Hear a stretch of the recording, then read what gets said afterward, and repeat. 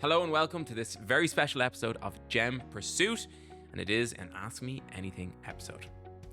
I'm your host, Matthew Weldon. You've already been in touch with lots of good questions, ranging from how to identify jewellery that doesn't have hallmarks, how to assess gemstones, even to how to get into the business. This is a really exciting one. I can't wait to give you my view on these questions. I hope you like it. Let's get started. Great response, firstly, from all our posts lately on the Ask Us Anything. You would have seen it on our Instagram channels and on our TikTok. And just thanks for all the responses. We got quite a few interesting ones. And actually, a lot of people circled around similar things. So it's great to see a theme of kind of similar responses. But one thing we've got, which we will go ahead and deal with first, is about the age of pieces. And people are very curious on how old the pieces that we have actually can be and what the oldest piece we have is. Like what I'd say overall, firstly, is most of the jewellery that you'll come across in antique jewellery shops is either from the Victorian, Edwardian, or Art Deco time periods. That's mid to late 19th century, early 1900s, up until kind of 1940. They're your three main time periods. But what you also get, you get Georgian jewellery, which is from the mid 1700s to about 1820. That's Georgian, right? That's a very rare time period of jewellery, and that's early. If you have jewellery from the Georgian period, it is an early piece of jewellery. And, there's lots of things to look out for to identify that, and we can get to that in a moment.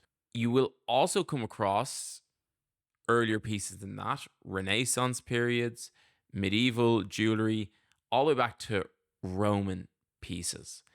And Roman pieces can be found, like you might think that they're extremely, extremely rare, and they are.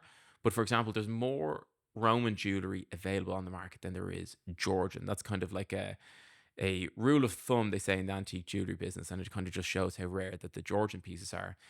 And like the reason why is that, well, first of all, Roman jewellery typically was carved in taglios. A lot of it was carved in taglios set in heavy gold. It's very durable and survived really well. Second point is that a lot of Georgian jewellery from the late 1700s, early 1800s was remade in the 19th century into more modern style pieces. It doesn't mean that none of it survived, but a lot of it was remodeled. And secondly, as well, way fewer pieces were made in the Georgian period. Jewelry was still very, very, very expensive at that time. The supply of gemstones was very scarce. It wasn't until kind of the 1900s that diamonds were found in South Africa, so diamonds were extremely rare. The big amethyst mines in Brazil weren't found at this time, so there was way fewer gemstones, and therefore only the very, very top level of society had jewellery in the Georgian period, so it was in much lower supply to begin with. That, coupled with the fact that a lot of it was remodeled, means that there's just very few of it left today. Like even in our shop at the moment, I think we've got about 4 or 5 Georgian rings. Now we have 2 Roman pieces at the moment, which is less, but we don't specialize in Roman pieces at all, whereas Georgian pieces would be our thing, so it would make sense we'd have a bit more. But the specific question, which was from Alex_Armitage, and thank you very much for the question, Alex, was what was the oldest piece that you've had? And the one I'd say is we actually sold one at the weekend, and it was a Mourning ring, and it's Mourning.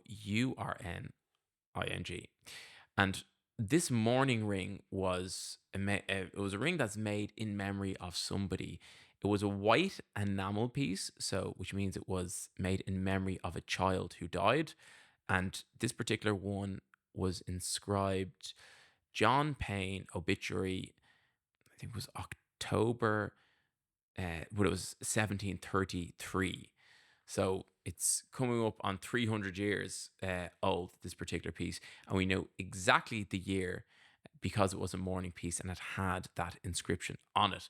So that would be considered a very old piece. And the white enamel, it had a piece of quartz in it, and a central quartz with a table cut diamond on each side. And underneath the quartz, you could see a lock of hair. So really, really cool early piece. And as I said, it was only collected in store on Saturday. So it was one that was fresh on my mind. If you were to ask what was the oldest piece we've ever had, it probably would be a Roman intaglio we had that was from like the 2nd century AD. We've had a couple of kind of scarabs which are set into different pieces, and those scarabs will go back to a similar time. Sometimes you even come across Neolithic pieces that can have like an old arrowhead that's been reset to something in the Victorian period. So while you do come across those ancient pieces, the oldest piece that I can give a definitive age to would be 1733, and it was a mourning ring that was only collected just Saturday gone. So that was a great question to start because, it gives a context of the type of jewelry you'll find in Courtville and in antique shops around the world as well, I suppose. And next question, I love this question because it just makes me think of all the different pieces that we've looked at over the years. But it was from someone called Shenanigans in Ireland.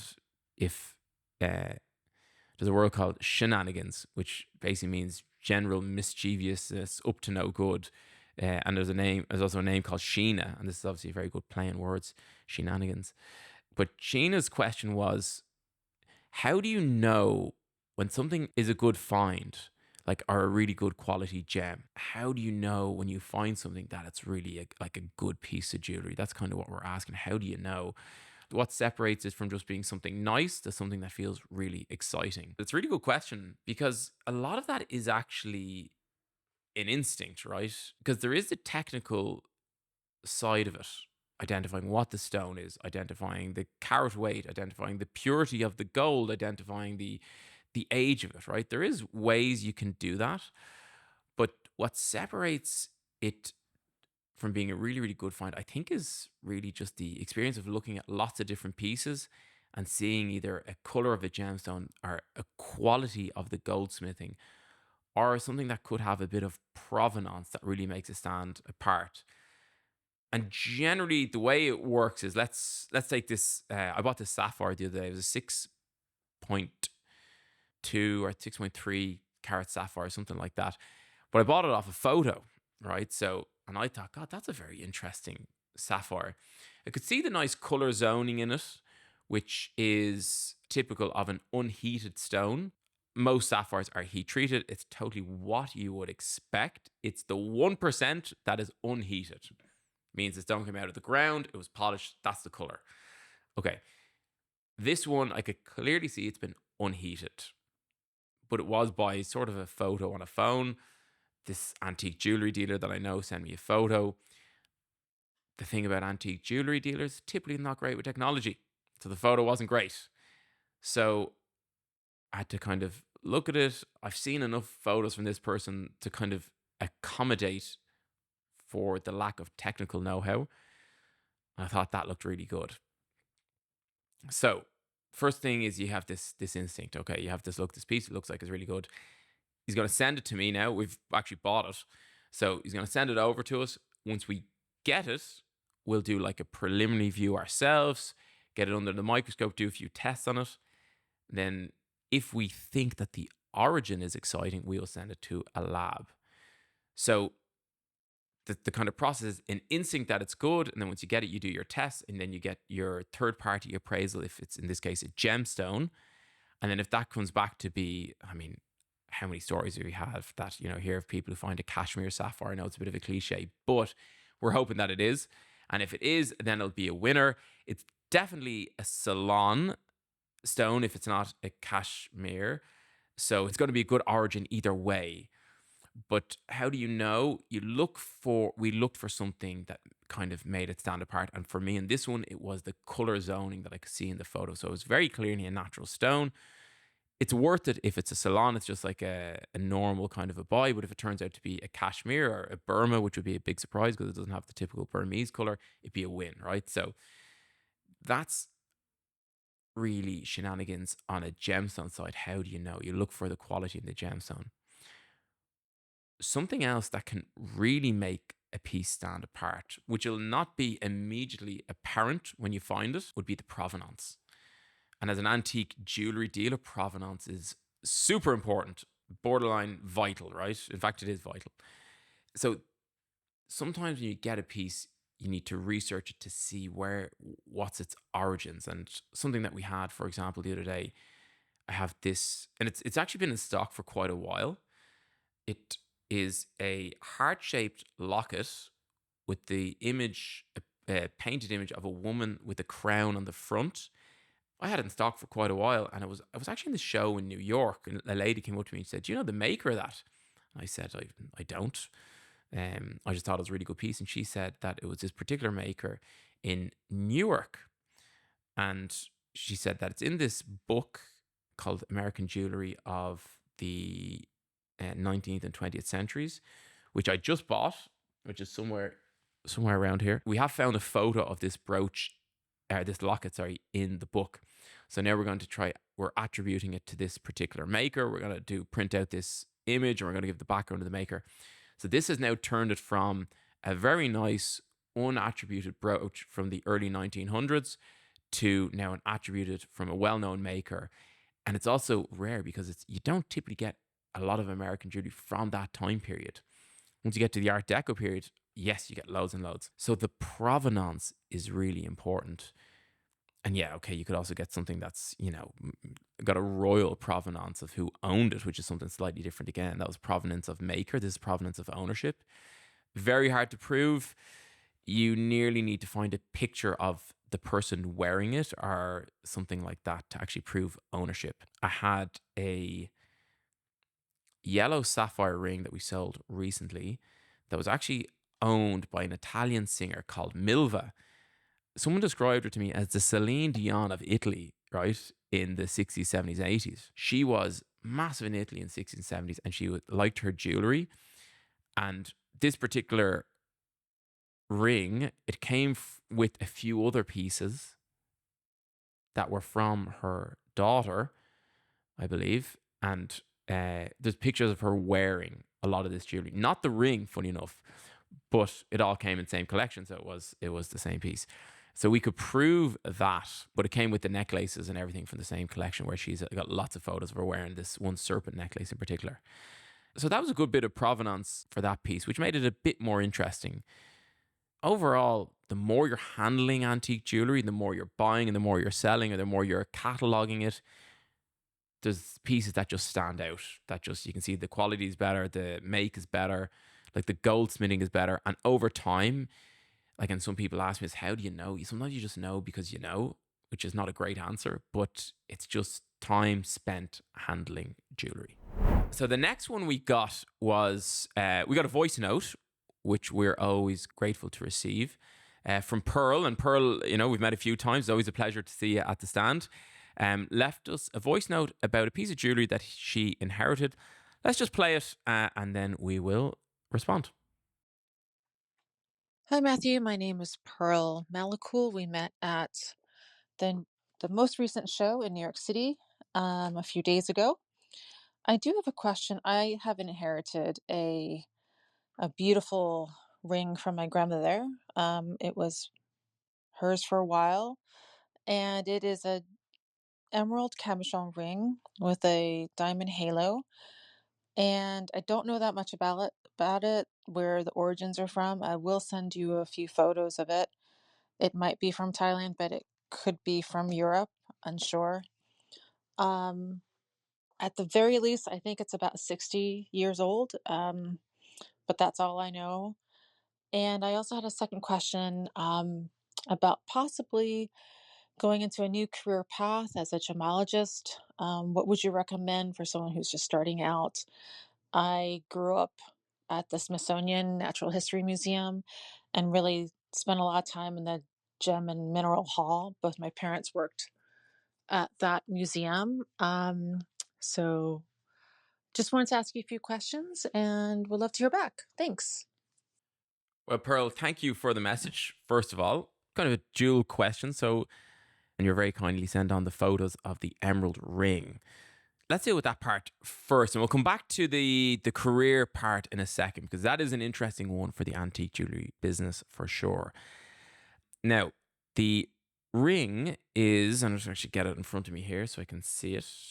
Diamond cluster set with an emerald cabochon, which is a round emerald, it looks like a marble almost. It's not a perfect circle. It's more like a hemisphere. And then it has got a split double claw on four sides of it. If there was four corners, that's where they would be. Obviously, it's round, so it's no corners.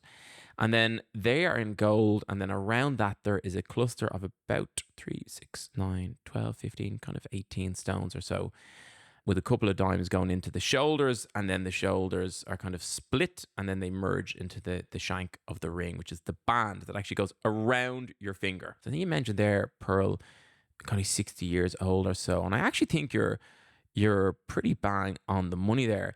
Well, what I'm seeing here is a Victorian style cluster in a kind of mid-century make version of it, which would tie into the timeline that I think you're given there. So let's just talk about the stones first of all. The emerald, as I mentioned, is cabochon. If you look at it head on and side on, you'll see that the colors do look a little bit different, and that the striations in the emerald look quite prevalent. And that is very typical of emerald. They call the inclusions like this, in French, they call it the jardin, and it's very common with emerald that you have these inclusions in the stone. It's quite a high cabochon, which again gives it a really kind of impressive look. And you've got a beautiful vivid green stone as well. Almost certainly Colombian in origin, and most likely cut this way on cabochon in this rounded format, because once you facet the stone, once you put the facets on it, you can see right into the stone. But when you round it, you can't really see into the stone, but you can see the color, which is why this stone would have been ideal to cut on cabochon. It has a few inclusions, but the color is fantastic. So you maximize the beauty of this stone by leaving it cut in this particular way. Now, on the make, you've got it. It's a white metal make, probably could be white gold, I would say, is holding the diamonds, which would be post World War II type of metal. If it was before World War II, it probably would have been platinum and gold, or just gold. So again, this is tying in 1960s, 1970s style. And then you got the split claw, which again is that kind of almost Harry Winston look, which again would make me believe it's that mid-century kind of style. And the last thing that is noteworthy in this particular piece is, if you'll notice, there's a little gap around the emerald. Now, what that gap is there for is that they probably made the setting first and then found a stone to put into it, which again is typical of this time period. They probably would have made a number of these, probably small quantities, but there probably would have been others. And whoever they sold them to, they could actually get their own stones. And because there's a little gap in between the setting and the emerald, they could manipulate that a little bit, and different size stones could fit into it. So overall, I'd say what we're looking at, a cabochon cut Colombian emerald, 1960s cluster ring, set in 18 karat white gold and yellow gold, or it could be 14 depending on how it tested. But I'd be very surprised if it is anything other than 14 or 18 karat gold. And it's a lovely piece to get, and I hope you wear it well. It is a cabochon emerald with inclusion, so be careful, don't bash it off things. Of course, that will go the same for any fine jewellery. We recommend no downhill mountain biking, no paragliding, and no rock climbing. But if you wear this with care, there's no reason why you couldn't have this ring for another 60, 70 years. And thank you for sharing that with us. And we'll come back to the career question. There's another question that leads into this one, which I think it makes sense to go in here. And it came from J. Tennant Walsh. A very simple question, but it's not a simple answer. And it is, what makes a really good emerald? What makes a really good emerald? Ross, do you want to hazard a guess? I'll ask our producer here, see what he thinks. Color. Yeah, greenness. Chloe would have said color as well. Okay. So the simple answer is exactly that. Color. The color of an emerald, and pretty much most colored gemstones, is what determines the value overall. If everything else was perfect, but the color wasn't great, well, then it's kind of missing the point of a colored gemstone. You know, people often ask about, they come into the shop and might say, I'm looking for a 4 carat emerald.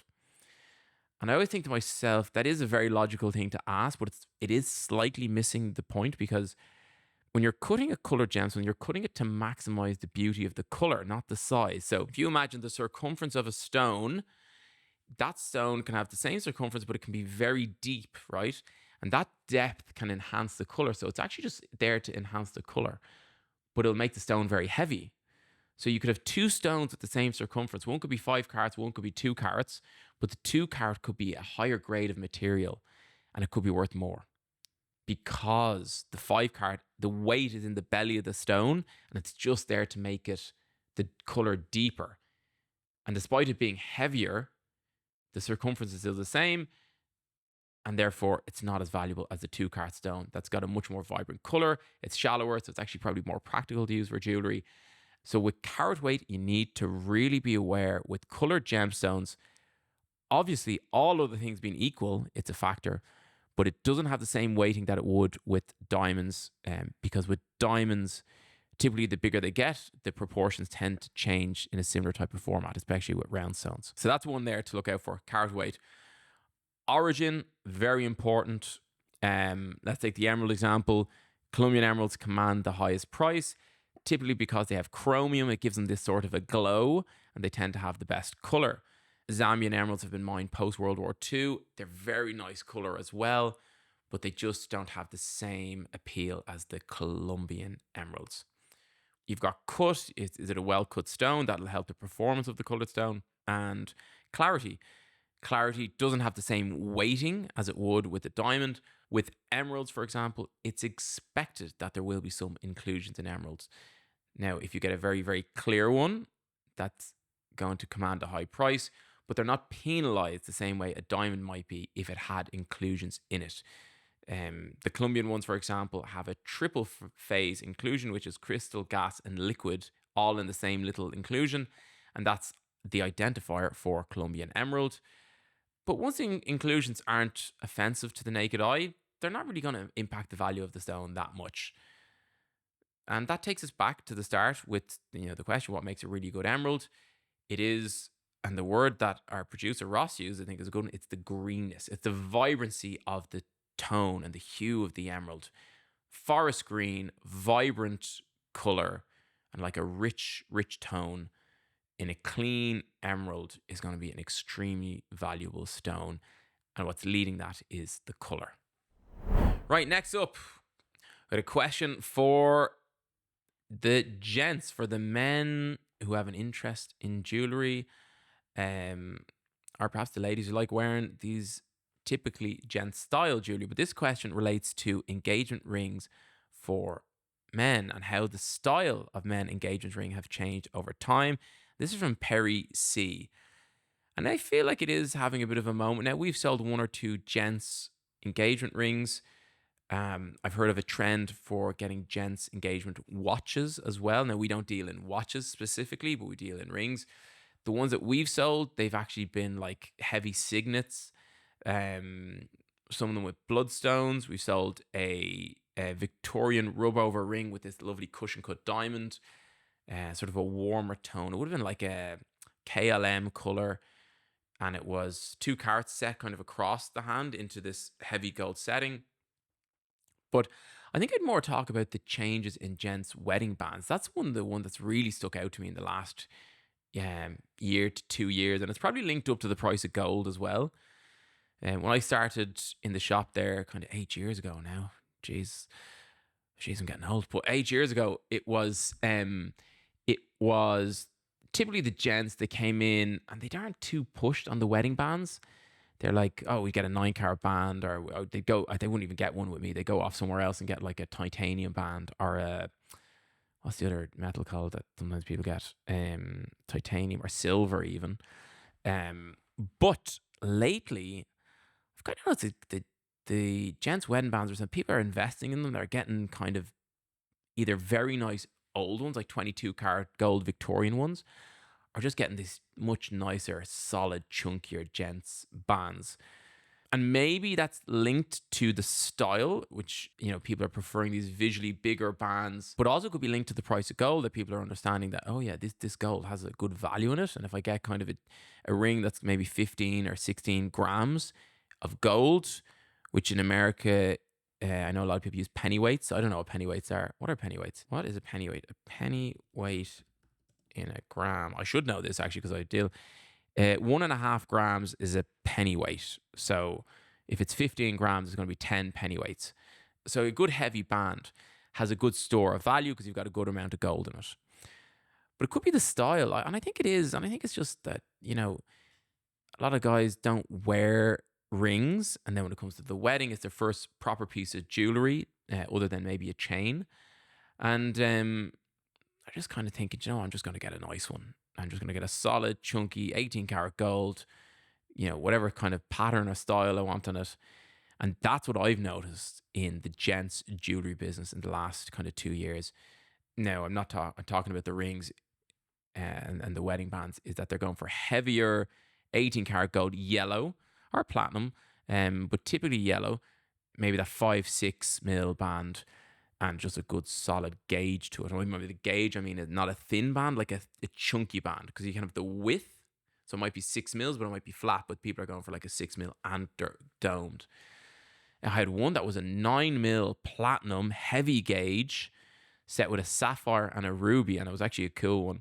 It was the two of them had platinum bands with the sapphire and ruby because they're both big into Star Trek. So it was the red of the Sith and the blue of the Jedi. And this may come as a surprise to you, I'm not a huge Star Wars fan, but we got the blue and the red. Apparently it wasn't the right blue and the red, so we actually had to remove the stones and get the proper blue and red stones, which is actually really difficult to do because when you set stones into a band, the color changes. Because obviously you hold them on your hand or on a white piece of paper. When you set them into like a dark grey metal, the color changes. So it's really hard to get it right. But second time lucky we got it. And that was kind of the first time I remember getting a really, really heavy band. And we've done quite a lot of them since then. And for me, I totally agree with it. I think if you're getting a piece of jewelry, you might as well just spend a little bit more and get a really nice one. It's not that I'm trying to sell more expensive wedding bands. I'm really not. But you're going to be wearing it every day. It's nice to just have a good, solid feeling piece of gold on your hand or platinum. It makes quite a difference. And if you spend a bit more on it, typically you look after it as well. You end up not losing it as often. An interesting question we got actually, and it was one that made me reflect a little bit on the business, was, do you mainly sell over the internet or in your shop? And this is from at Old Gold Gems. I read a few articles about, it's very businesses, they do e-commerce first and then they go open a store. We've actually done completely the opposite. We sell pretty much everything in the shop. And it's only now we're really, really starting to look at our e-commerce and see if we can develop that a little bit. Now, obviously, we do our social media, like our TikTok or Instagram, our podcast, Gem Pursuit. Obviously, if you're listening to this, you're well aware of the podcast. And we reach out to people through these mediums. But people will either wait until they visit Ireland to come visit us. And I know a lot of people have actually visited Ireland specifically to come over and see us, especially because the air travel between North America and Ireland is so good and so reasonably priced that a lot of people actually just say, I'll just take a weekend over and visit us. We also do online appointments. So beside me here, I've actually got a machine that I do digital appointments with, and they work really well. It's convenient because you can set it at a time that suits you, and there's good cameras and lights. So you can actually see right up to the pieces, and then you get your finger size, we size it, and we send it out. So do you consider that an online sale? Is it in store? Is it on the website? It's kind of a social media sale in a way. But I'm old school. Like, I just like a shop. Like, if I could just spend all my time standing in the shop dealing with people, I would definitely do that. It's just nice, and people can try it on. They can see it. They can have a look around at other things. And I don't know, call me old fashioned, but just having like a premises where you can walk into and look at something that you want to buy is just nice. And while I appreciate all the other sides of it, and then we do those, we'll never be changing that model. We'll always be a shop with a phone that you can ring if you want to talk to someone who's not an AI bot. We had a question earlier from Pearl related to a career in gemology, and we got a few more questions in that area. So I'm just going to read them out and we'll deal with them in sequence then. So one that we had was, what credible low entry cost courses would you recommend for self-development? That was from this_is_Laura. And then another one about getting into the business. And this was taking the foundation at Gem A at the moment. As a newbie, what's the best way I can get into the biz? And that's from Hey JB. And obviously there was Pearl's question. So I'm going to take that first question from Laura to begin. What are the low cost entry courses that I'd recommend for self-development? The first thing I would say is you've got this world of gemology and you've got this world of history, and the at the intersection, and you've got this world of gemology, you've got this world of history, you've got this world of jewelry, goldsmithing. The intersection is antique jewelry. So you need to have a number of feathers in your cap really to be an antique jewelry specialist. And the question here is, what low cost entry course would you do? The first one I would do I'd look at the gemology part, right? Do the GIA AJP course, Accredited Jewelry Professional. It's actually here behind me on the wall, I think. Yeah, there we go. I have it on my wall just behind us there. There it is. It's in 3 parts. It talks about diamonds. It talks about colored stones. It's called Diamond Essentials, Colored Stone Essentials. And then I think it's Retail Essentials. I did it like 10 years ago, so they might have changed the terminology of it. It's a great grounding in gemology and the biz. The biz is, as Hey JB said, the biz. It gives you a bit of a commercial perspective as well, right? You do have to invest a little bit in it. I think from memory, is it $300 to $400 for each of those courses? It might cost you $1,200 to $1,300 to complete the course. There are a number of scholarships available as well, though, I would say that. But it's a good investment. There is between 10 to 12 kind of 1 to 2 hour sessions in each one of those courses. So you're getting loads of information. The way they phrase things is really good. I find myself all the time using the phrases I learned in the GIA course in the shop. It just explains things in a very clear and concise manner that people understand. And I definitely recommend, if you want to get into the business, I definitely think that's a good one to start off with. And obviously it gives kind of an overall view of the gemstone and diamond market. Any art history courses will give you a background in history, which is not exactly the same. It's tangential, but it'll help. And then also a lot of places do jewelry courses. So how to make pieces of jewelry. And of course, if you understand the mechanics of making jewelry, that'll help you in identifying good quality jewelry. So that'll help. We are doing courses in antique jewelry. It's kind of a new thing we're doing. It's called Courtville Academy. You'll see it on our website, courtville.ie. We're doing courses that actually are specific to antique jewelry. So it captures all of those different things in one. Our last one was on the Romantic era jewelry. It was called Hidden but Heartfelt, the secret meaning of Romantic era Victorian jewelry. And I would look at our website, and I genuinely believe that is a great place to look at these courses if you're able to visit us, or if you're here and want to attend, because it gives you the very niche focus of the gemology, the history, and the jewelry all in one. And obviously the podcast, Gem Pursuit, go back. This is free. Just go back and listen. There's 117 episodes now after this one goes out. Go back and listen to all of them. You'll be definitely sick of hearing me at that point anyway, I can promise you that. But it has a lot of good stuff in it. It really does. So if I can humbly say, and I'd recommend giving that a whirl. Now, to get onto just Hey JB there a little bit, you've obviously found this course, this Gem A course, which is a good course, by the way, as well. I haven't done it. I heard it's way more technical than the GIA course. Like you're a real gemologist, which you are with the GIA as well. But apparently this is more scientific, which must be a very high level, because I did the GIA course and that was pretty scientific as well. So, but JB's asking there, as a newbie, what's the best way to get into the biz? I can't speak of it from a perspective of not being in the business, because of my family. I was always in the business, right? So I had a major advantage in that part, right?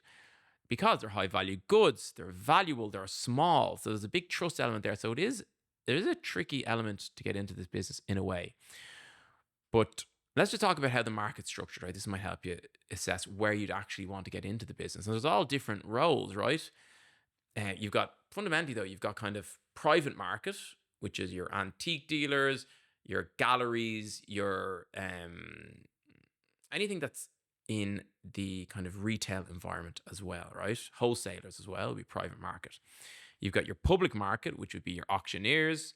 Listen, there's also different types of auctioneers and different levels and different qualities. There's also a lot of periphery, and maybe that's not the right word, but there's other people who are not buying and selling the goods, but they provide services. So you've got jewelry photographers, you've got jewelry appraisers, valuers, uh, actually jewelers in the workshop, the actual jewelers who physically work and handle and restore.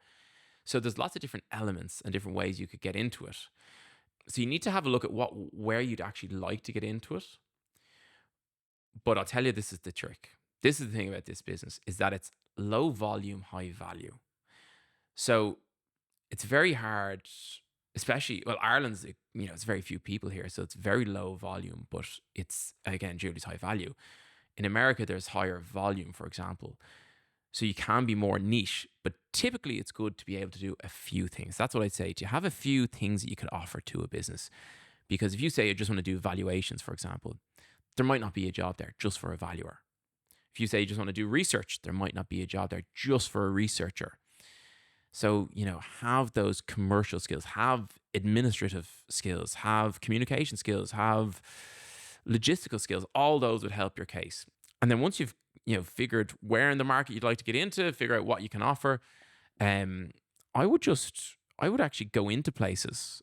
Go in. Often in these businesses, you'll meet the owner on the floor, tell them you're thinking about getting into business, you've done this course, you've got these skills. Would you be interested in having a CV? You might not have anything at the moment, but I'd love you to think of me if something did come up. And that's probably the way I do it. Send your CV in via email. It can work. And I've often gone back through the emails looking for CVs. But it's always good to put a face to a name, especially if you want to get into the antique jewelry business. I remember in 2017, when I did my GIA courses in New York on 47th Street, I hadn't bought the business yet. It wasn't available yet. And I was actually trying to get a job over there. I went to the Miami Beach show, which was in a different place that year. It was in downtown Miami. I went around, I talked to absolutely everybody I could there in New York, all the New York dealers. So they kind of knew me. And then when I was doing the courses, I arranged a couple of appointments, one or two of them, and then otherwise I just start walking in with my CV. Was well presented, or at least I thought I was well presented anyway. And I just started having a chat with them and just said, listen, I'm thinking about getting into business over here.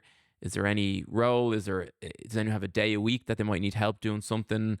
I was a chartered accountant, so it's like maybe they wanted help with their books or something like that.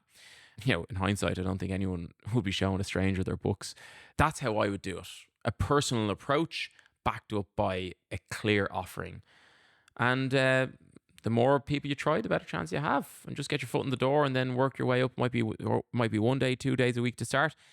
And then once you've shown what you can do, I'm sure that there's always plenty of work in these businesses. These small little businesses are usually understaffed. So once you get your foot in the door, I'm sure, and you've proven yourself, you'll get offered something. In the public market space, in the auctioneers, I do know a lot of auctioneers have like graduate programs or trainee programs or junior catalog positions. And that's usually where you'd start in there. You'd start off probably as a assistant junior cataloger, and you could work up ultimately perhaps being an auctioneer one day. And my brother's an auctioneer. I really like the auctioneering space. I've worked in his business for years, actually. But for me, I just think the private market offers more to the buyers, more security, more expertise, and the better goods, in my opinion, tend to end up in the private market. And that's why we've done it this way. And if I could give one example, right, of there's a girl in the shop today called Sarah. She's visiting from British Columbia. Now, I can't remember the name of the town. I thought it was Prince Edward in British Columbia, but it could have been Port Edward. But anyway, it was 8 hours north of Vancouver, which I thought was amazing that you could still be in the same state and have to drive 8 hours north. In Ireland, you'd be in the middle of the bloody North Sea if you did that. She had done a lot of research. She had a real interest in antique jewellery. She showed me her collection. She'd picked up some great pieces at really good prices. She had a good eye for jewellery, in fact. And she listened to the podcast. She's listened to all of them. And she's studying anthropology. I'm going to do a PhD in that. So best of luck with your studies, Sarah. But if the anthropology doesn't work out, I'm pretty sure you'll have a future in the antique jewellery business. So it's all rosy in the garden. But Sarah had done a lot of those things. She'd listened to the podcast. She'd dipped her toe in the water. She'd bought a few pieces herself, which I think is really, really good. And I think that just outlines the final way you can get into the business is just start doing it yourself. And as someone who's self-employed, I'd always recommend it as a path. It's not for everyone. There's pros and cons, but I certainly definitely enjoy it. And what I would say, if you were going to get into be a self-employed antique jewelry dealer, it's a very good, enjoyable lifestyle. There is obviously a lot of risk attached to it. I would tell you to get good insurance from the start, and I would say to buy what you love, because if you like it, you'll always be able to sell it to someone who has a similar taste to you. Don't buy just on value. You'll end up with a lot of jewelry that appears to be good value, but that nobody will like. And the last question we got was from Emil_MCI, and that was, could you do an episode about cameos, both shell cameos and agate cameos? And I can tell you, we are designing a course in Courtfield Academy about cameos at the moment. And yes, we can definitely do an episode of Gem Pursuit on cameos. I'm pointing at Ross to tell him to take a note, and we will take a note and we will do a episode. He's typing away there furiously. And we will get that done. So thank you for that question as well. Thank you to everyone who sent in the questions for this episode. We will definitely be doing another episode like this in due course. So keep the questions coming in. If ever you have something that crosses your mind and go, God, I'd love to know a bit more about that, or this is a piece of jewelry I have a question about, or more about the industry, I'm thinking about getting into it, I'd like a bit more detail about this or that, just don't hesitate, send them in. experts@courtfield.ie. We love getting questions and we appreciate them. So I'd say do make sure you are following Gem Pursuit on your podcast app, and also subscribe to us on YouTube, and we're also on Instagram now with a dedicated channel @GemPursuitPod. Of course, if you want to see just a lot more jewelry, our dedicated shop channel is @Courtfield Antiques too. We definitely recommend giving us a follow on both of those channels if you're into antique jewelry. Thanks to Chloe for looking after the video and the logistics today, and thank you to Ross Hannon of Tape Deck for producing this episode. And finally, from me, Matthew Weldon, your host, thank you very much for listening, and thank you very much for sending in all of your questions. And until the next time, happy hunting.